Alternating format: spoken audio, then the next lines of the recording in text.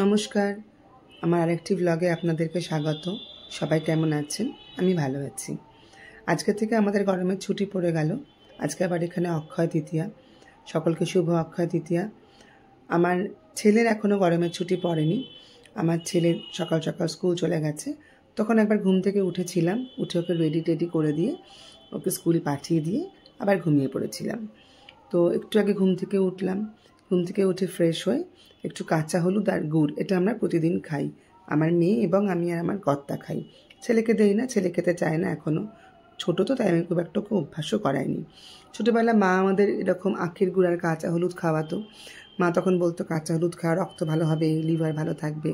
তো কাঁচা হলুদে এক রকমের কম্পাউন্ড আছে কারকিউমিন।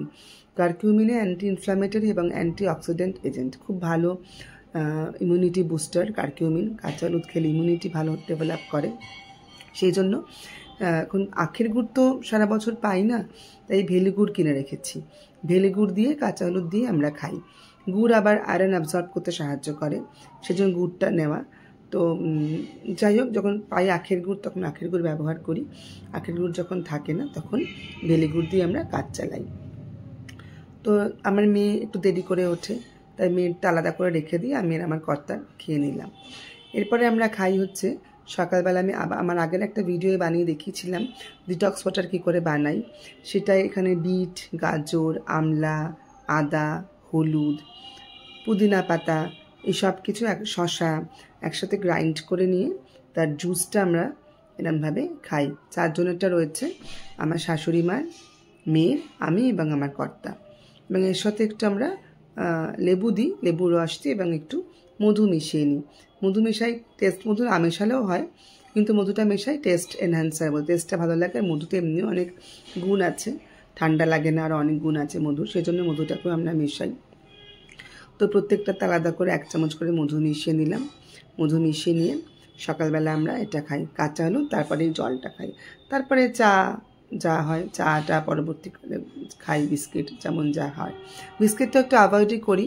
চায়ের সাথে একটু আমরা আমন্ডস বা একটু ড্রাই ফ্রুটস খাই, খুব সামান্য পরিমাণে খাই। তারপর আস্তে আস্তে দিনের কাজ, দিনের ব্রেকফাস্ট এভাবেই চলে। তো মধু মেশানো হয়ে গেল।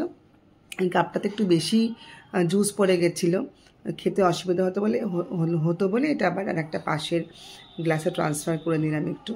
ব্যাস, আমার জুস রেডি সকালবেলার। এবারে আমার মেয়েরটা, শাশুড়ি মারটা তুলে রেখে দেবো, আলাদা করে ঢেকে রেখে দেবো। ওরা যখন ঘুম থেকে উঠবে তখন খাবে। আর আমার কর্তার জুসটা রেডি করে নিলাম। এবার আমরা খেয়ে নেব, খেয়ে এবার দৈনন্দিন কাজে লাগবো।